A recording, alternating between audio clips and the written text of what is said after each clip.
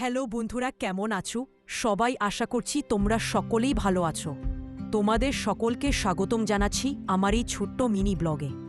তো আজ আমি বানাতে চলেছি গুঁড়া মাছের চচ্চড়ি। আমি কিভাবে গুঁড়া মাছের চচ্চড়ি রান্না করছি সেটা তোমাদের সাথে শেয়ার করছি।